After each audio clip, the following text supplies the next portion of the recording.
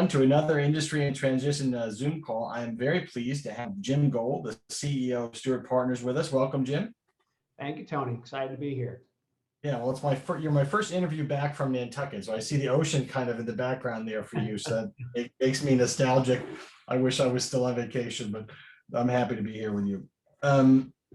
Last time we talked, I guess it's been a little bit, but we're sort of coming out of this, pandemic now. And so there's a lot going on in the industry. You have a lot going on over there at Steward. So a lot of exciting, good stuff too. I want to get to everything, but just in general, where's the firm? Where do you think the industry is going now that we can kind of see the end of the pandemic? How'd you guys handle it? What are some of the things you're going to take away from it? Good and bad, just in general. Yeah, I think, the team of Steward did an exemplary job with handling the pandemic. We were very quick to go remote and having the technology set up to do that. So across the firm, we try to walk that fine line of we never actually closed the branches, but what we said is, hey, if you want to work remotely, we think it's the best interest of your safety, you should do that. So, depending on the market, and we have offices across, 13 plus states and then a couple dozen offices, it sort of ran the gamut. And in some of the major cities, obviously very thinly attended, and some of the more of the rural offices, you would never know there was a pandemic going on from attendance there. So I think that was a good thing. We have been, keeping an eye on it. And we've always said from the beginning is we're going to sort of follow the state and local guidance on returning to work. So we're starting to get our arms around that. I think we see a late summer sort of full blown return to work and getting. What are you seeing? What are you seeing in terms of, one of the things I thought was interesting when this started out was what's going to happen to real estate in our space. You know what I mean? What are, especially it's interesting because a firm like Steward, I talked to, I'm sorry, that's me. I talked to people who are, heads of, much larger firms and also some that are a little bit smaller, and everybody has kind of a different idea where it's going to go. But I'm always interested because, real estate is a big part of the P&L, and the Zoom calls are much more, prevalent now. And at the same time, everyone right now is aching to be back together. So how do you think the real estate, with those two sort of conflicting, ideas going forward, and not just for you, but for the industry too? Where do you see it? Yeah, I think for us, it's going to be an evolution, and we've always signed long-term leases, so that gives you better economics on the way in. It gives you longer obligations.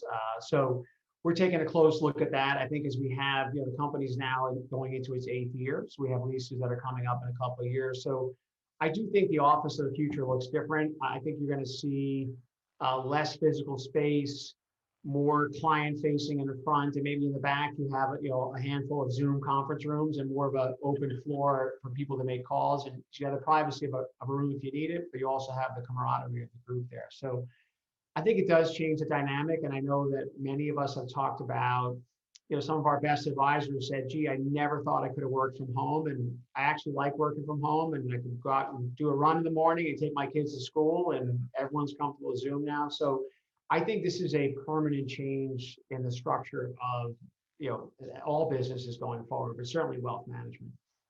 Well, and it's not all, it's not all good either. I like being at home, too. In fact, we have an office in New York, one in Middleburg. I closed the Middleburg. It's just easy, just makes sense for me. But you lose stuff. You lose, you lose some of the connectivity. We don't have a lot of younger employees, but if you had younger people coming in, they lose out completely, because there's no mentoring. We're an apprentice business, right? That's what Joe Duran was talking about before. You learn a lot by interacting with people. Right. And I just wonder what the other side of that is. The Zooms, they last 24 hours now. So clients are now used to calling you. It's hard to turn it off too. Right.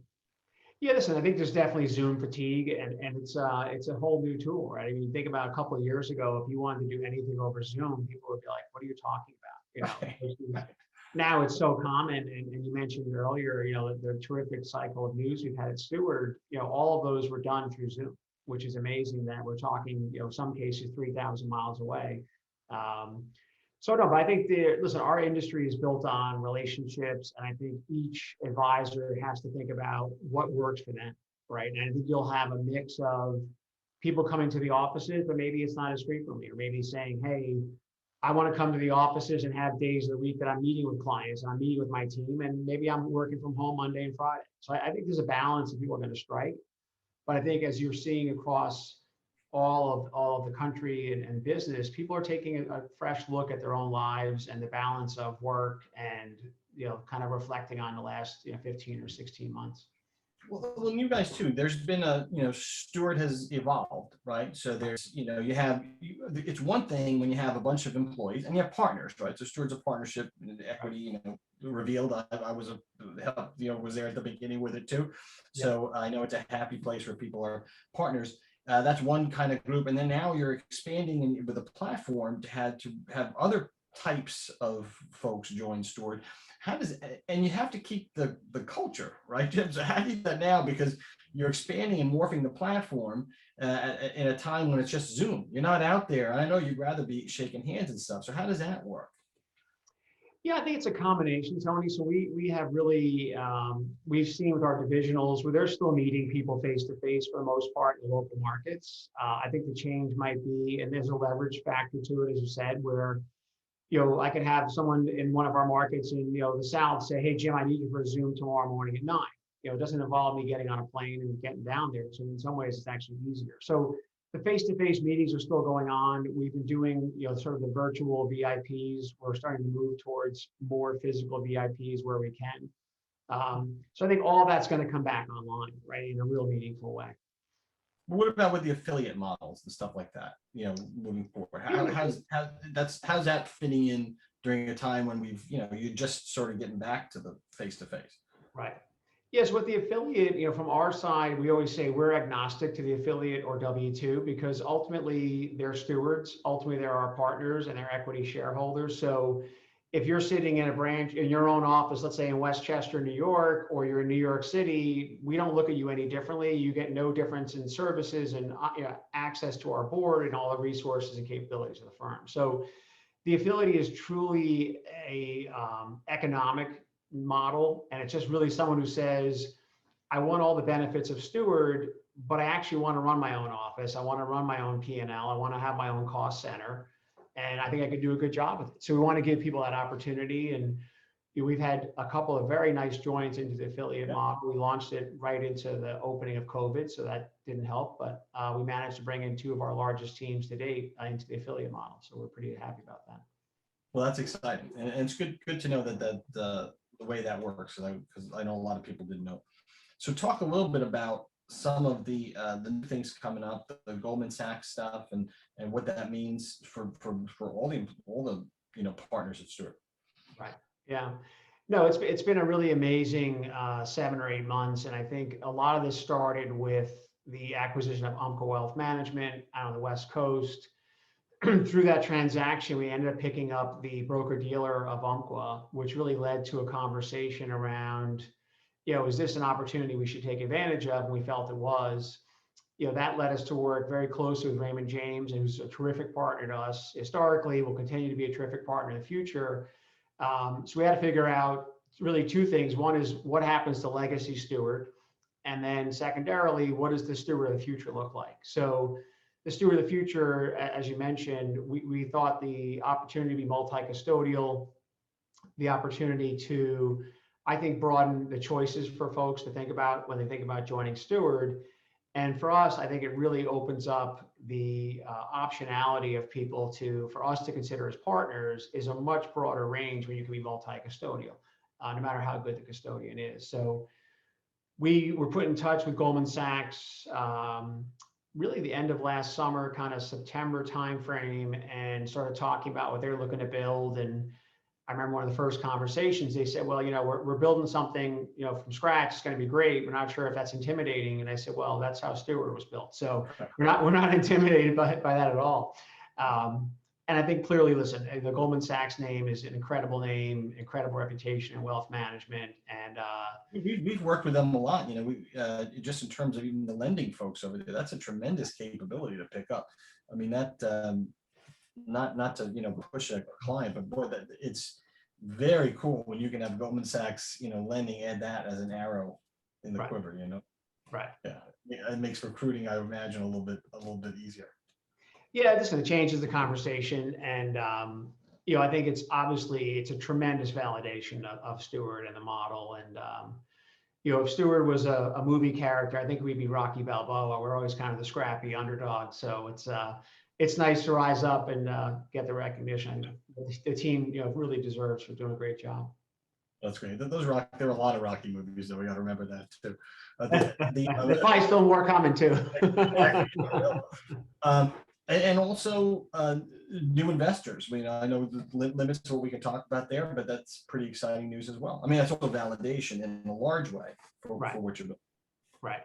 Yeah, I think, listen, we've done a lot of things at Steward that are really unique and I think unprecedented. And if you go back to the beginning of the firm and we talked to a lot of people, so I may have missed this, but I don't know of another firm built to our size that wasn't built taking in outside capital to launch the firm.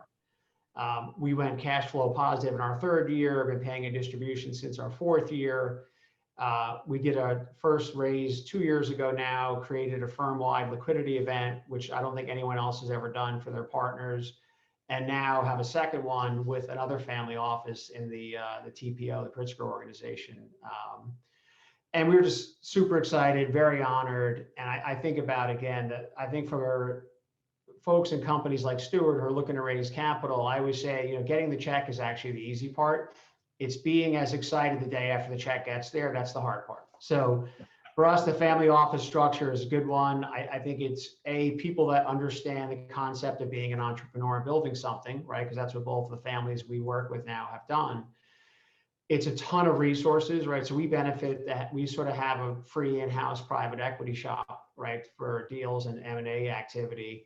But I think the key to the whole thing, and it's a term that Keith Taylor from Sinosure uses a lot, which is alignment, right? That there is alignment in the structure. The structure is very long-term oriented. It's not, the 60 minutes commercial where they hand you the check and you hear the clock ticking. It's truly about building something for the long term, and that manifests itself in the contracts that you sign with people. Well, that in my mind, that's the key, right? Because it's kind of weird in our business. It's a little bit like the cobbler's, kids have no shoes or have shoes that are broken, where advisors don't ask a lot of questions about the equity. Oh, we have equity at this firm, we have equity at that firm.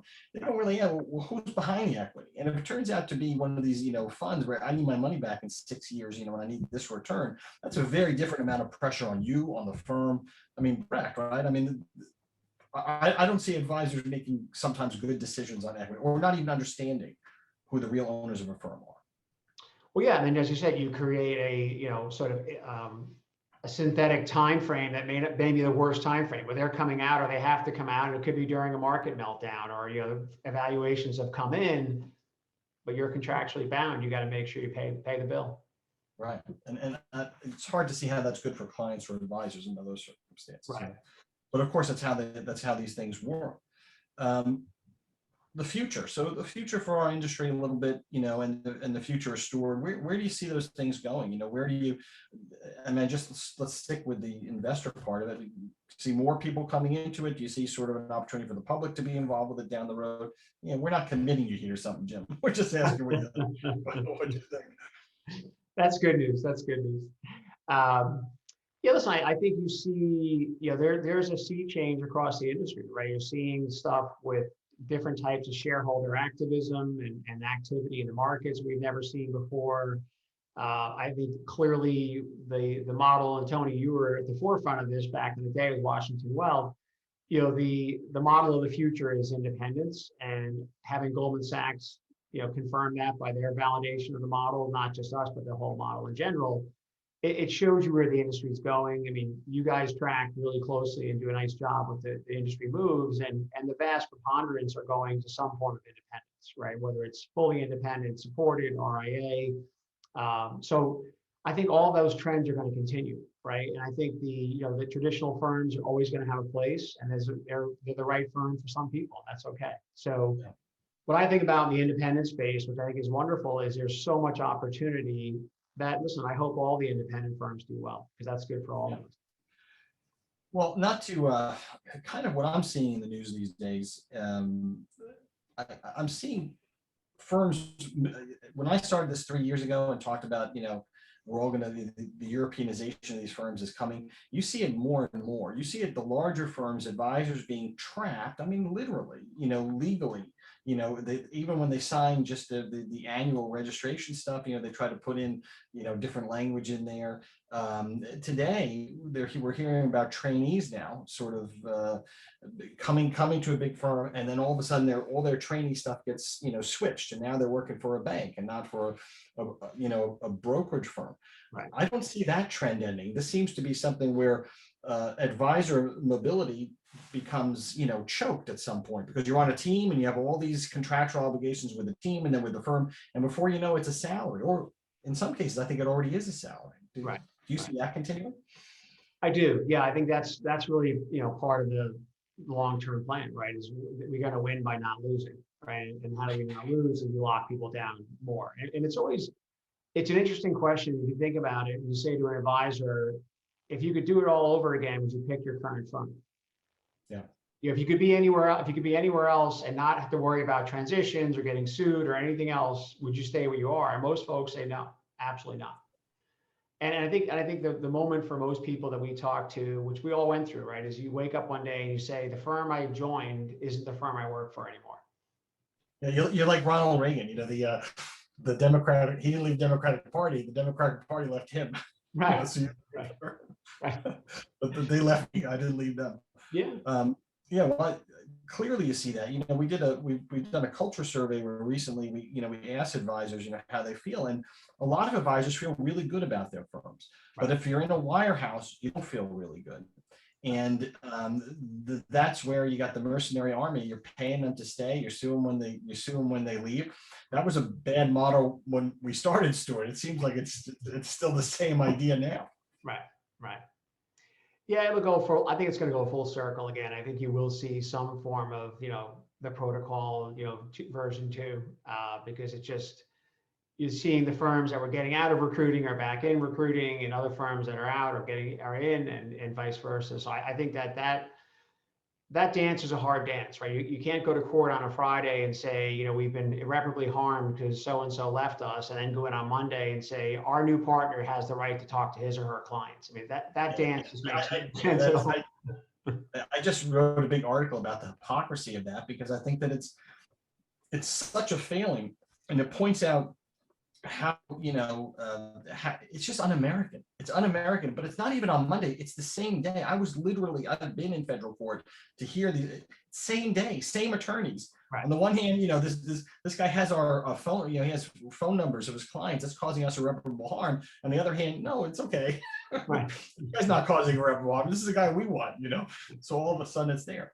And I think also in the day and age, Jim, of where we have social media and the internet and all that stuff, it's pretty hard to say contact with a client is somehow harms irreparably a giant firm. Right. It makes us, because I have all their phone numbers in my phone.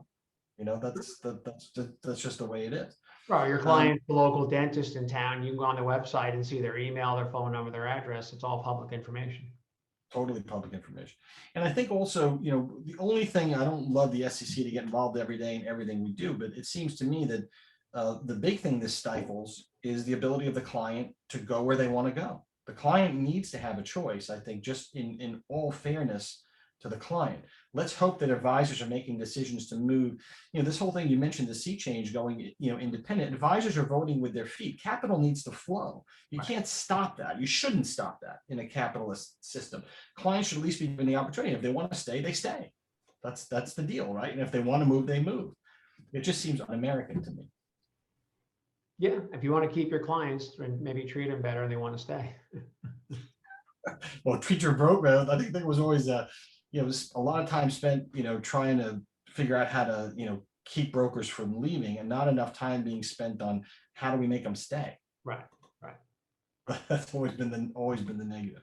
Well, look, I want to make sure we've been about 20 minutes or so. I want to make sure that there's something that you want to talk about that I didn't mention at all, or anything you want to get into before we go, because we'll do this again, obviously.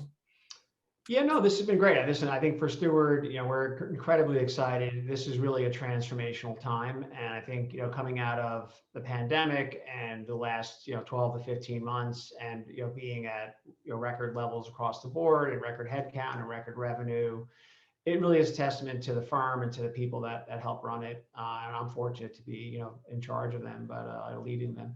But no, it's been great, and I think the opportunity for us is really extraordinary at this point. But I think, look, for firms, it goes back, like you said, Tony. If you want to compete, that's fine. Then you got to make sure that you're ready to compete and you're at the tip of the spear. And if you're not, you're going to fall behind and you're going to lose market share. So it's always something we focus on, is saying, where's the next thing, where's the industry going, and making sure that we're there to serve it.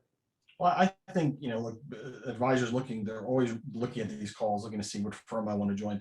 If you're looking to move, you really got to think about being at a place that has handled the pandemic well, knows the Zoom calls, on the cutting edge of technology. I mean, if you're at a big firm, and I hate to keep, beating them up, it's still their game to lose, but you can't invest in Bitcoin, you can't invest in this, you can't do that, you can't do this. And then you see these smaller firms, embracing Zoom technology and making things happen really, really quickly. It's just, this is where things are happening on the independent side. That's right. So, good luck to you, Jim. Good talking to you, and look forward to seeing you again. Absolutely. Thanks for your time, Tony. You got it.